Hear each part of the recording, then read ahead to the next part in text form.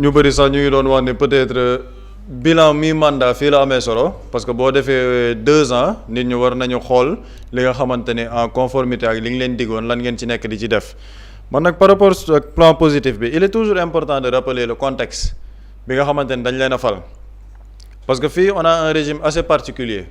on n'a pas élu un président de la République on a élu un tandem c'est ça la réalité maanaam la réalité politique c'est ça. C'est-à-dire qu'on a élu un président de la République suite à une désignation de son mentor politique mu nekk loo xamante ni dafa xaw a particulier ci suñu histoire politique maintenant bañ leen di fal il y avait un programme boo xamante ni moom la ñu waxanteeg sénégalais yi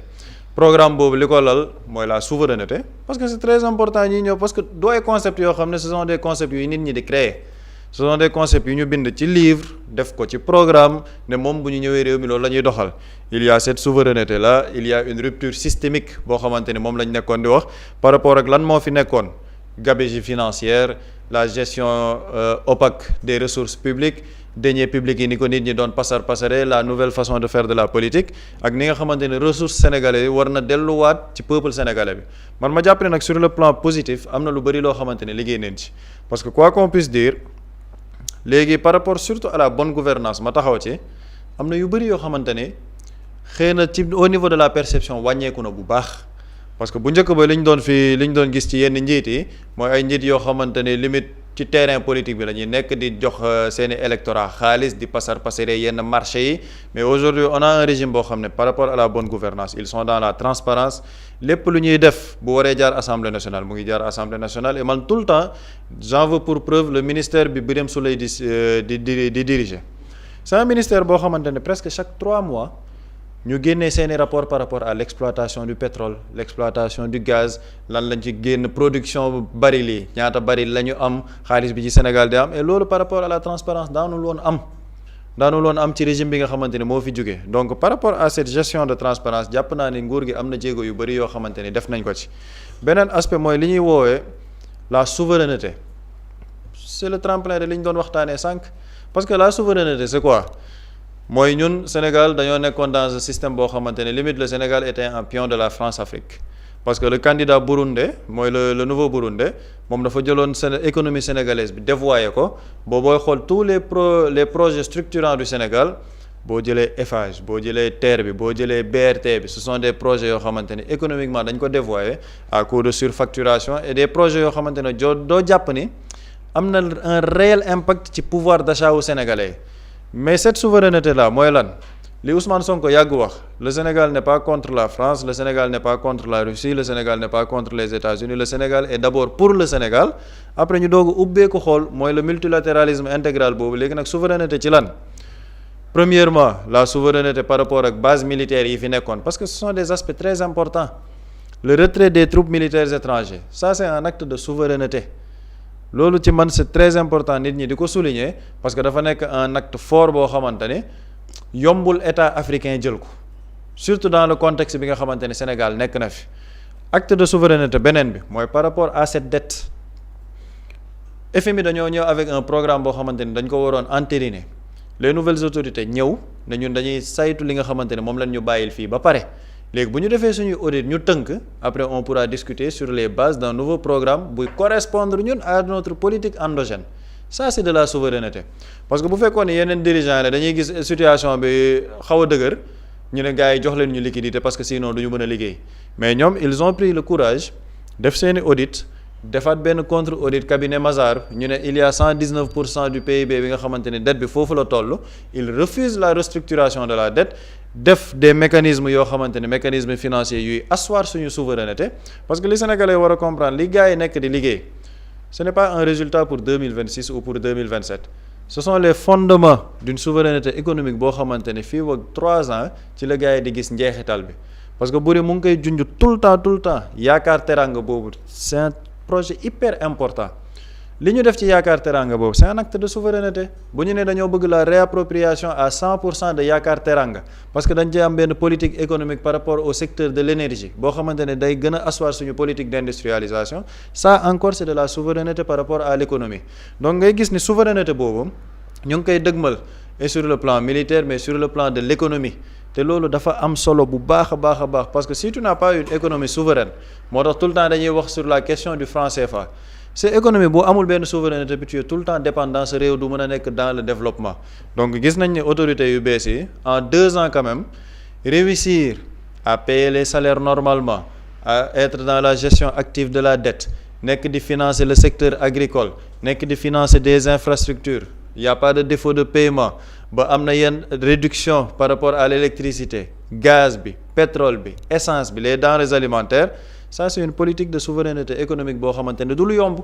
et ça il faut féliciter l'État du Sénégal par rapport à ces travaux parce que dañoo nekk ci contexte de tension budgétaire boo xamante ne lu ñu nekk di réussir nii c'est exceptionnel et il faut que les gens ñu mën a comprendre enjeu yi fu mu toll ñu mën a xam lu rafet li nga xamante ni ñu ngi koy liggéey sur le plan de la souveraineté économique donc ma jàpp ni ci programme bi nga xamante ni ñoom loolu lañ diglante woon ak sénégalais yi li ma ci ëppaloon solo mooy man cette souveraineté économique et quand tu vois que ñu ngi dem assemblée nationale pour def projet de résolution boo xamante ni c'est pour accompagner le gouvernement dans la non restructuration ça veut dire que ñii tenir nañ ci seen souveraineté réew parce que ñoom dañ ko yàgg wax ñi Sénégal li koy développer c'est une souveraineté économique bâtir les conditions d'une économie compétitive à travers quoi tey jii ci biir Sénégal ñu xool tous les secteurs yi ñu mën a développer ñu indi ko à travers les 8 pôles territoriaux te booy xool les 8 pôles territoriaux yi noonu ñu ngi koy bëgg dëgmal parce que am na zone yu bëri yoo xamante ne il y a une politique d'industrialisation claire phosphate bi nekk Matam ñu ngi ne foofu dañoo war a def une politique d'industrialisation boo xam ne phosphate Matam mën na développer tout ce pôle là créer fa emploi ba pare mu am njeexital sur l'économie du Sénégal ça c'est une politique de souveraineté parce que ñun tout le temps dañuy wax ci plateau Maroc phosphate a ko développé ñun on a le phosphate on a le zircon te daf may indi sax ci beneen souveraineté bi ma doon ñëw par rapport au contrat léonin parce que contrat yi ñu fi indi woon ñoom dañu foofu la gars yi manipulation bi parce que dañ ne waaw yéen a waxoon ni contrat yi da ngeen koy dakkal il n'a jamais été question de rompre les contrats il a toujours été question de renégociation te renégociation c'est un terme français renégociation mooy am na loo xamante ne fekk nañ ko sur la table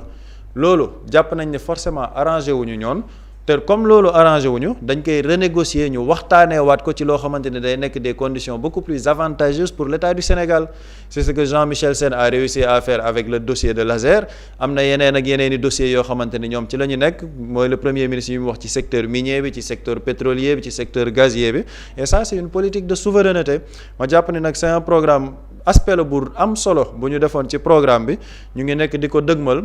te beneen bi may terminer tamit ca man ma jàpp ne loolu aussi c'est un point très important mooy le multilatéralisme bi ñuy wax ci seen politique diplomatique dañoo ñëw ñu ne un ministère des affaires étrangères boo xam ne dañ ne ministère des affaires étrangères et de l'intégration africaine mooy ñoom dañoo gëm ne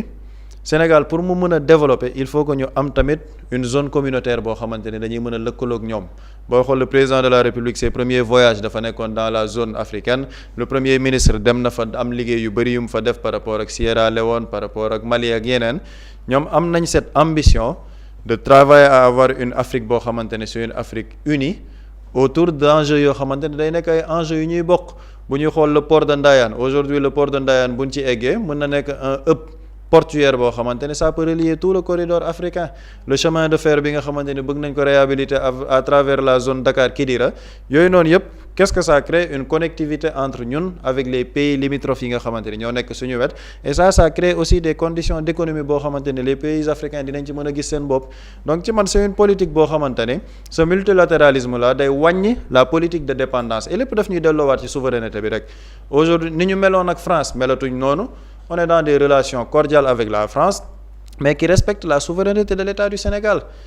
ni ñuy traiter on traite avec la Russie on traite avec la Chine c'est-à-dire que le Sénégal nekkul ne dañuy vivre en autarcie dañuy nëbbatu suñu bopp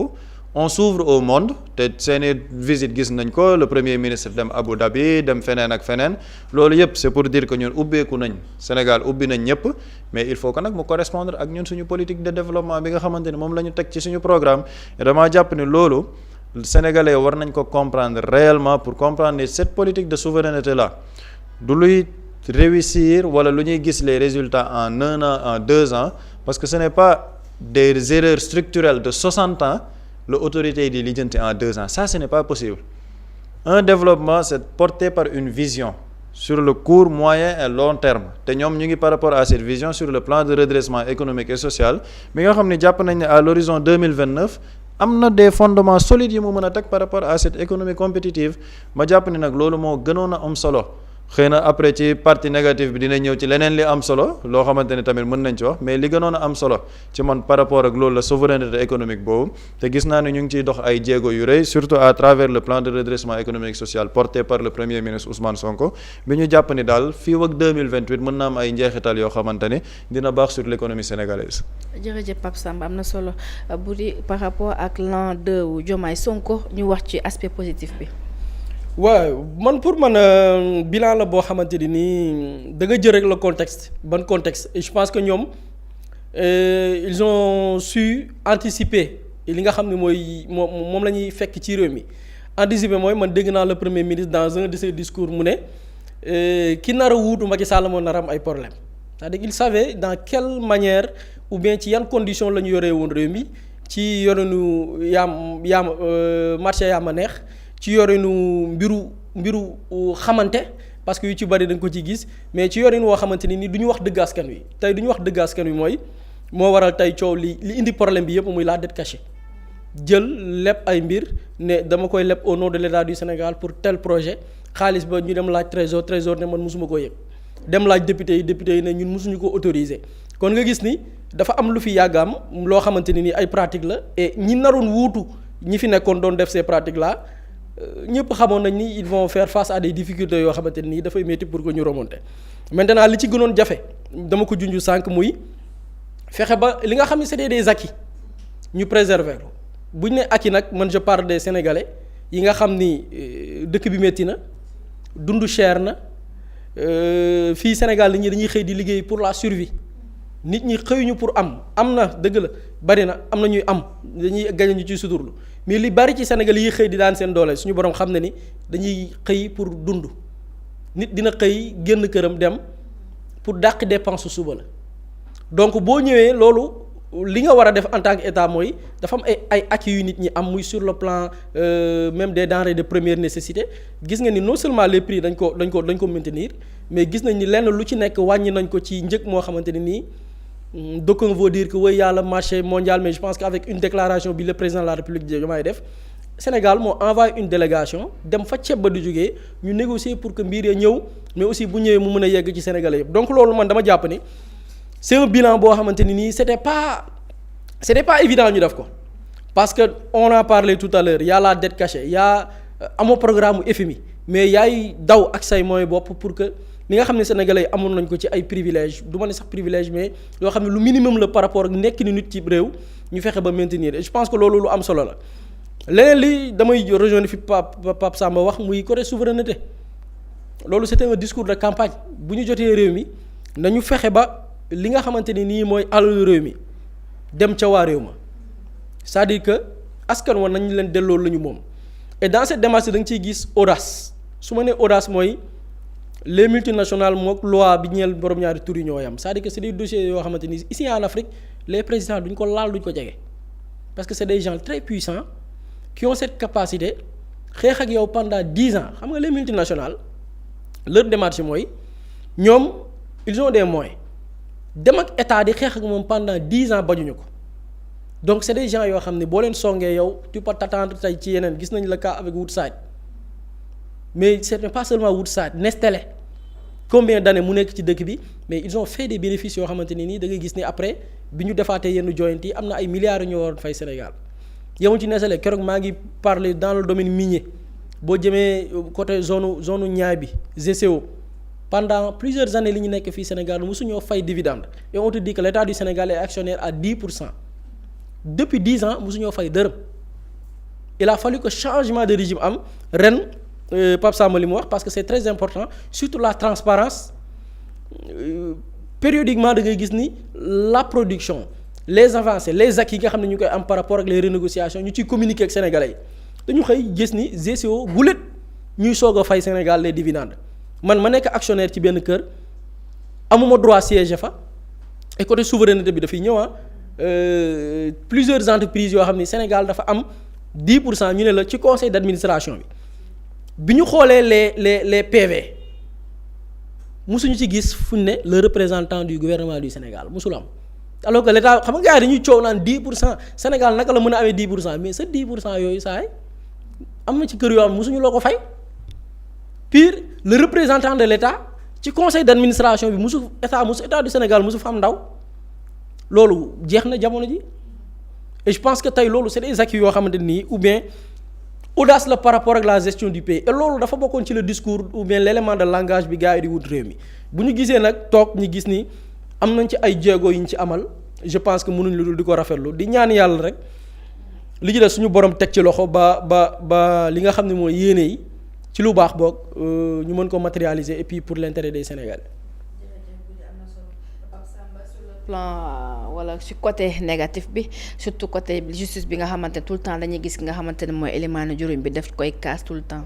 effectivement et je pense que sànq sax ba may junj beneen aspect bu am solo bi ci programme bi c'était pour faire référence à la justice parce que justice bi man damaa jàpp ni c'est une déception par rapport à ce régime ci 2 ans yi nga xamante ni nekk nañ ko fi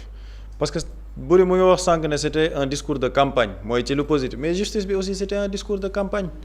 parce que xam nga li doy waar mooy li ñuy nekk di waxtaanee nii yépp par rapport à la dette par rapport ak refinancement de la dette bi mais lan moo ko indi ce sont des égarements de gens yoo xam ne dañu leen a dénk ay fonctions lii ñuy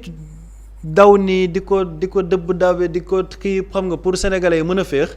mais lan ce sont des hommes politiques yu nekk à des stations politiques ñu war a liggéeyal sénégalais yi ne tungaañ xaalisu réew mi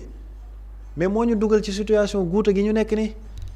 mais mu am un discours de campagne ñu ne il faut une justice une reddition des comptes une justice pour les martyrs parce que sànq maa ngi doon wax le contexte mais quel est le contexte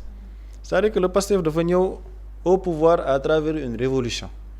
révolution boo xamante ne il y a eu des dizaines et des dizaines de morts ay nit yoo xamante ne dañoo joxe seen bakkan pour projet bi mën a aboutir on parle de plus de 80 morts plus de 1000 personnes yoo xamante ni dañ leen a jàpp arbitrairement ci kaso yi am ñoo xamante ni jëlee nañ ci ay laago am na ci démb sax maa ngi gis di ko jaale benn détenu politique ancien détenu politique boo xam ne Touba la nekk ñu ne mujj na ñàkk ba kanam di ko jaale waa Touba c'est ça qui a porté le projet de Pastef au pouvoir nit ñi doon xaar une justice boo xamante ne day mën a ñëw saafara loolu mais justice boobu lan moo koy porter des réformes profondes te réformes yii nii tamit encore c'est pas ce que j'invente c'est inscrit dans le programme du président Bassirou Diomaye Faye ñu ne au bout de 12 mois de pouvoir dañuy def des réformes de la justice remplacer le conseil constitutionnel par une cour constitutionnelle instaurer un juge des libertés yeneen ak yeneen ñu wax ko ci mais loolu c'est leur programme mais bu ñu gisee ni au bout de 2 ans par rapport aux martyrs lan la ñu mën a yëkkati ne def nañ ko ci en termes de justice Pape Abdoulaye Touré il court toujours derrière la justice ba léegi mu ngi daw ci ginnaaw justice def ay plainte identifier ay nit ne ñii ñoo ma tooñ où est la justice dans son cas et il y a des dizaines et des dizaines de Pape Abdoulaye Touré les personnes qui ont perdu la vie ñoom fan lañ ci nekk cette justice là fan lañ ci toll et di fàttali encore le président de la République moom moo taxaw ak sénégalais 31 décembre 2025 ne au plus tard premier trimestre 2026 on va présenter en conseil des ministres projet bi par rapport aux réformes yi ñuy war a def ci justice révision de la constitution mais il ne reste que le conseil des ministres de demain donc probablement dinañ génn premier trimestre bi te les réformes de la justice duñ ko def et ça c'était une promesse loo xamante ni c'est une dette morale bu ñu am vis-à-vis de ces sénégalais là te malheureusement nag dañoo gis ni ce discours de justice ak reddition des comptes bi dañ ko seeyal dans un discours de réconciliation wulan fal nañ la dialogue national tu dialogues avec qui avec les gens yi ñu dugal ci guuta gi les Sénégalais avaient voté pour une rupture systémique quand on parle de rupture systémique mooy système bi fi nekk da nga koy déboulonner c'est pour ça qu'on parle de révolution bu dee loolu defoo ko tu transformes la révolution en révolte mooy daa am ñoo xam ne dañ doon kaas lu leen naqari ñu kaas teg fi keneen loolu mooy révolte mais quand on parle de révolution mooy système bi fi nekk yépp da nga koy faxas à travers des réformes profondes et malheureusement ces réformes là gisuñ ko notamment à travers cette justice là parce que du xarab justice mais la justice et certains magistrats dañuy insister ci loolu certains magistrats parce qu'il y a des magistrats dignes mais certains magistrats dañoo nekkoon ay bras armés au système répressif de Macky Sall ba tey lan la ci nit ñi def dara la justice pour les martyrs dara la reddition des comptes li ñuy tudd nii yëpp mais la dette cachée là c'est un rapport de l'IGF certifié après par la Cour des comptes avec des responsabilités situées nit ñooñu fu ñu nekk ñu ngi dox tranquillement ci réew mi kuñ ci jàpp sax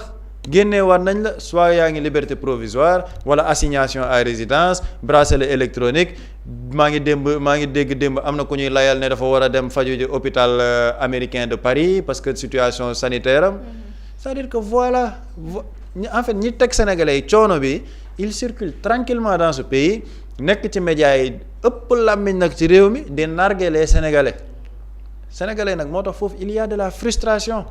et c'est ce qui explique aujourd'hui la déconnexion entre la majorité du peuple et le président de la République parce que dañoo jàpp ni li président bi nekk ñoom du loolu lañ diglante woon ak moom ce dialogue là mais man damay reprendre les propos yi nga xamante ne moom le premier ministre wax Ousmane Sonko dafa ne on ne nous a pas élus pour dialoguer avec une poignée de personnes yoo xamante ne ñoo teg Sénégal coono yi yépp te les Sénégalais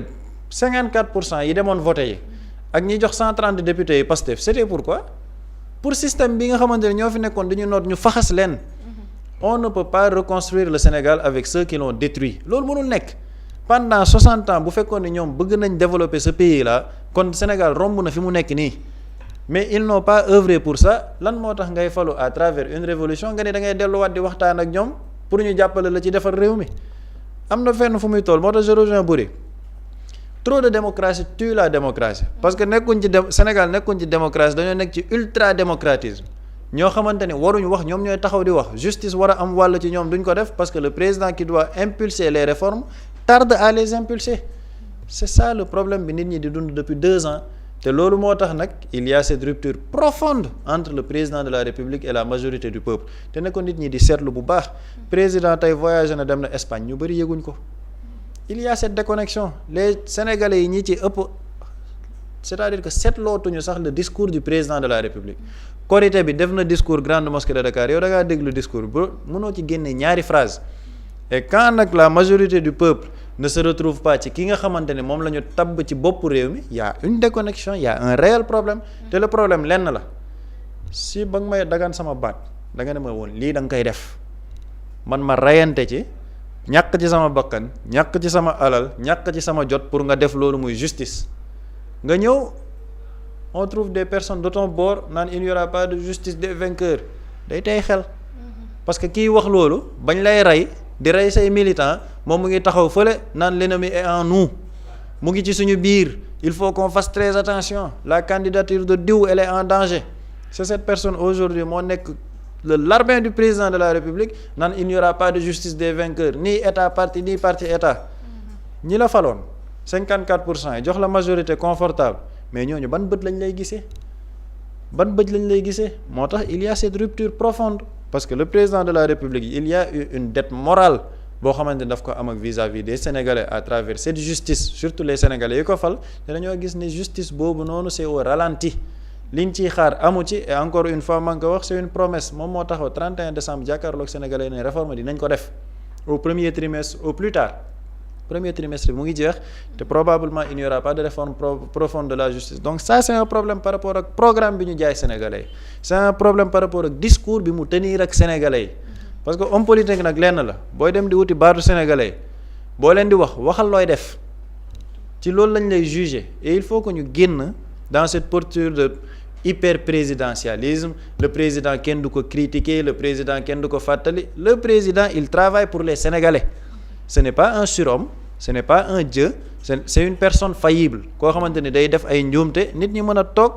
dans un cadre intellectuel ne lii waxoon nga ko mais defoo ko parce qu'il travaille pour nous donc justice bi man damaa jàpp ni nekk na un problème très très sérieux surtout bu ñu xoolee ñoom ni ñu jëlee régime bi ak ñi fi nekkoon tamit doon fi def ay xeetu ñaawteef seen posture actuelle il y a un réel problème et ci man c'est un gros point négatif par rapport à ce régime là du président Bassirou Diomaye Faye. jërëjëf Pape Samba am na solo bu di par rapport ak li nga xamante ne mooy aspect négatif bi boo ñu defaree benn synthèse rek. bon man li ma ciy jàpp mooy la plus grande déception depuis 2 ans mooy la situation actuelle du pays situation bi mooy la gestion du pays parce que bi nit ñi di campagne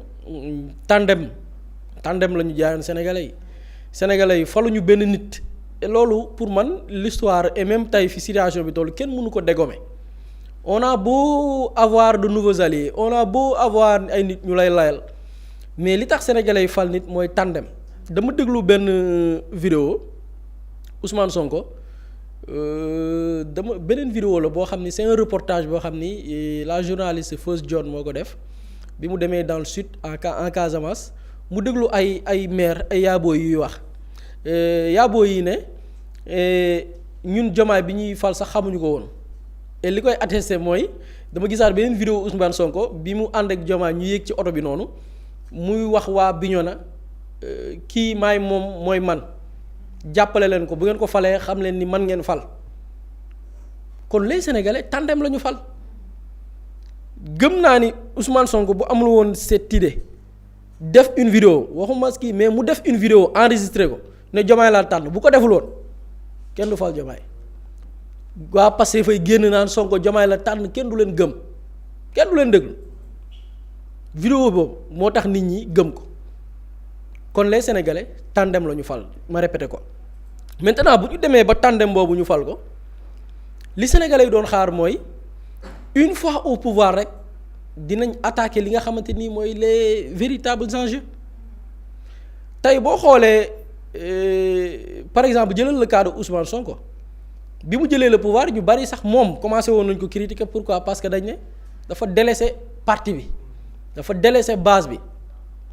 parce que moom lan la jàppoon jàpp na ni dëpp gi dafa nekk ci urgence ñi ngi liggéey gars yi dañuy veiller di liggéey ba ay 3 heures du matin kooku taloo parti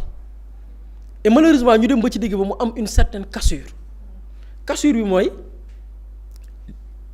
mbir ma ñu dugg ci calcul politique pour man bu amee lu négatif ci mbir mi calcul politique la calcul politique bi mooy ñii jàpp nañ ni ñi ngi liggéey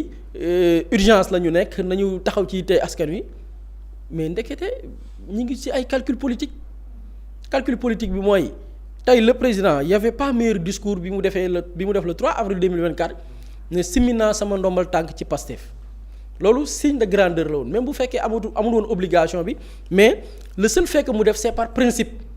parce que dañ ne le président du parti bu faloo dafa du nekkati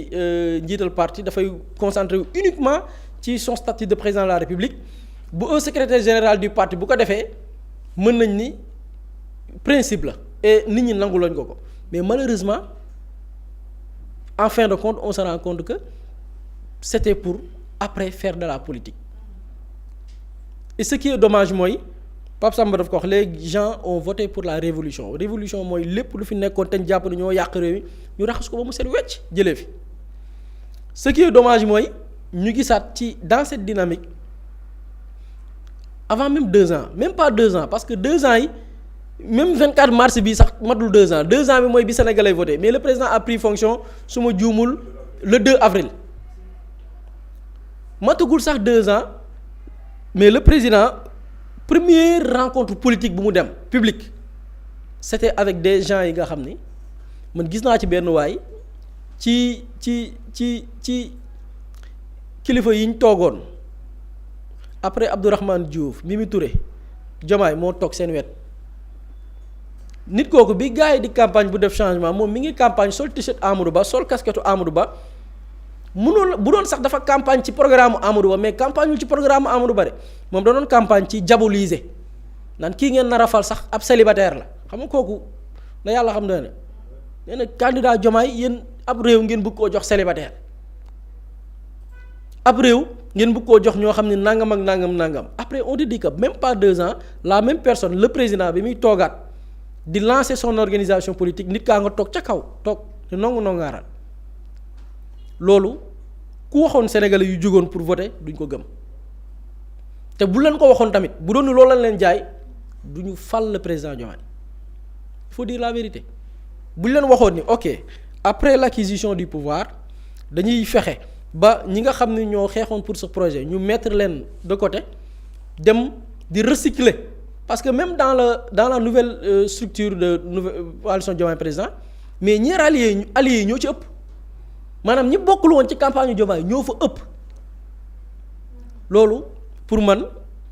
déception la ci les points négatifs la bokk parce que moment bii nekk loolu waxtu politique c'est-à-dire que période bii nii dañu waroon nekk ci période débat yu élevé niveau bi kawe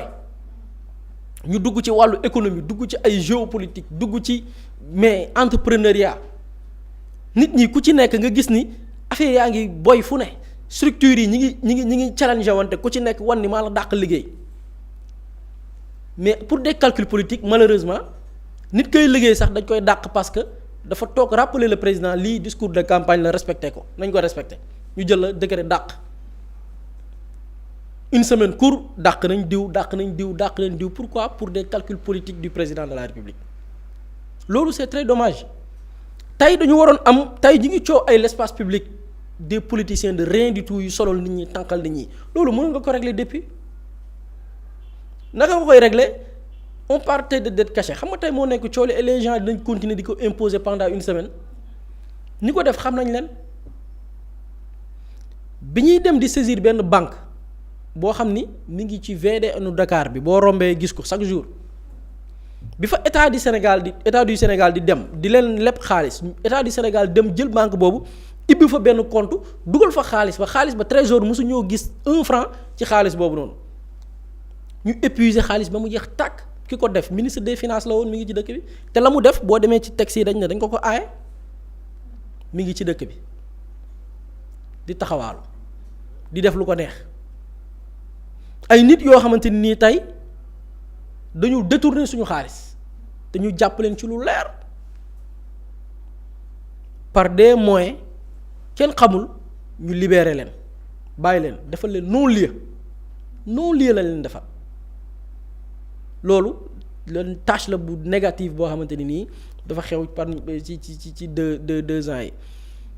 et quand on parle de tey la reddition des comptes mais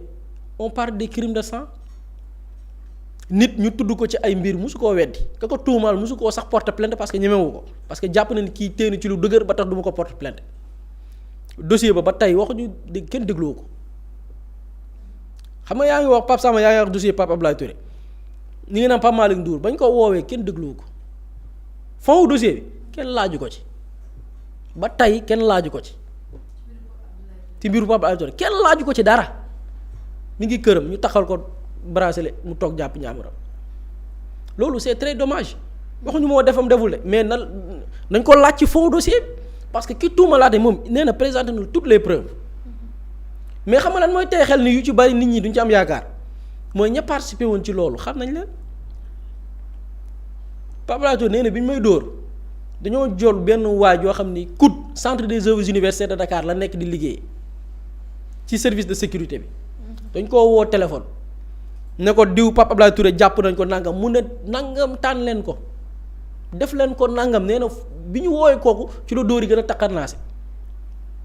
kooku noonu ñu woowoon téléphone ci guddi googu noonu xam nga guddi googu ñëpp jàpp nañ date bi ba tey jii mi ngi COUD di fa liggéey. te n'est pas inquiété. ba tey jii mi ngi COUD centre des œuvres universitaires di fa liggéey nga yaakaar ni COUD tey waxuma li ci yoon waroon def de mais COUD boo fa jëloon tey teg fa un pastéfien ou bien un patriote ou bien un sénégalais bi nga xam ni même bu bokkul Pastef dafa gëm ce projet là boo ko fa jëloon teg ko COUD du jël kooku noonu ñu kooku duñ régler ka am foofu noonu COUD en attendant loolu lañ nekk di gis ay nit ñoo xamante ni tuumaal nañ leen ne dañoo topp oto nit di ko tirer ay bal bu rey ko ñu ne ana image yi dàmbooj bi ñu koy topp di ko tongal di ko dàq ji dañ mu am ñu dugg ci hôtel waa ji am dëgër fit gu doy ni fekk ko ci biir hôtel bi ak zulu tóojam caméra de surveillance yi jël ko lépp waa ji ba tey dossier boobu noonu topp ay nit di dóor fetal ba tey kenn dégluwu ko ci ba tey kenn dégluwu ko ci dossier boobu noonu topp nit fetal di dóor parce que lan nit day wax rek wax nga ne da nga rey nit kenn dégluwu ko ci dossier boobu noonu même personne boobu noonu bi ñu ko jàppee déglu ko ci biir dossier bi mu ne logement de fonction bi ñu ko jëkk a jox Mimi Touré moo ko wutal am na ay privilèges yu mu am waru ko woon am moom ana Mimi Touré mi ngi ci wetu président même Mimi Touré le chef du gouvernement tudd ko ci dossier 16 bi nga xam ne ñëpp yàgg nañu ko dégg Ousmane Sonko dafa ñëwaat fàttali rek mais lu yàgg la président jël ko def ko haut représentant du président de la République tegal ko ci muñ lema maanaam li ñu lay tuumaal ci bi nga nekkee conseil muñ la ma ci man lay ma saw baal ma àq kon ñi amul yaakaar ci la reddition des comptes ils ont raison le président a posé des actes yi wane ni man Mimi Touré bi ma déggee muñ la leen ma laa ci pare laa ne lii saay jeex na mën na dem ci yoon de kenn xamul waaye man de amuma ci yaakaar ñu tuumaa la nga war a dem leeral président ñëw naan la muñ la ma yow atte nga dossier ba pare c'est que le dossier Mimi Touré le président Bassirou Diomaye Faye moo ko war a atte moom atte na ko te dara xewagul un gars jiite un ministère ñu tudd ko ne dafa def ay njuuj njaaj premier ministre taxaw ne dañ koy dàq dañ ko dàq c'est ça il faut dire la vérité Ousmane Sonko était pour ñu dàq Abdourahmane Diouf génnee ko ci gouvernement bi président Diomaye moo ko fa bàyyi. doxal ko dafa permutation dañu permuter dañu changement dañu permuter na permuter kii Daouda Ngom ñëwal fii yow ñu yóbbu la fee loolu fan la am ci àdduna te nga dem ay dëkk yi ñun dëkk yi ñuy xarab nii may nañ fa une autorité cadeau ñu dàq cadeau na ko yow dàq nañ la dootoo sax yow jiitee di benn bànqaas cadeau des cadeaux de rien du tout loo xam ne du guerre du dara mais cadeau yu insignifiant ñu dàq ci nit mais dañ lay jël ne la noo permuter nañu def permis nañu permuter lii moo fi nekk di am donc li dommage mooy avec ce régime mooy dañu amoon carte blanche donc boo ko waxee dëkkoo ne non singili la des gens ont fait du mal tey en parlant des crimes de sang mais c'était prémédité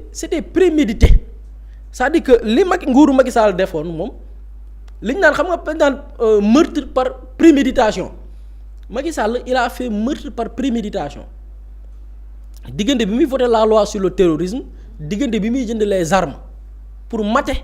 les Sénégalais loolu daf ko doon daf ko togg ba mu ñor ne leen maa leen di xaar entre 2022 ba 2023 il a tué plus de 80 Sénégalais ci lu mu waajal. ci lu feeñ. waaw li ñu gisagum c'est très bien ci lu feeñ. contrat yooyu noonu contrat d'armement boobu noonu ñi ko signé ñi ngi fii di dund ñi ngi ci dëkk bi dawuñ te kenn ki ko signé moom wóor na ko ni bi muy signé li amu ci droit ministre de l'environnement yoonam nekkul ci achat d'armes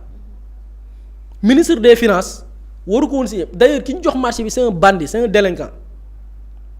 muy Petit Boubé un délinquant boo xam ne boo demee Niger dem yeneen dëkk de la sous-région duñ ko fiché boo fay dugg ñu koy jàpp parce que c'est un voyou Macky Sall jël ko dugal ko foofu noonu jënd arme ray plus de 80 Sénégalais ces gens ñi ngi ci dëkk bi di taxawaalu au calme les réformes de la justice nit ñi bu ñuy wax justice xanaa xamoo justice ñi ci baax a ëpp bu ñuy wax police ña fa baax ñoo ëpp foofu bu ñuy wax gendarmerie ña fa baax a ëpp mais bu ñuy wax nit ñi di kii ña lañ ki di minorité bu fa nekk lu ndaw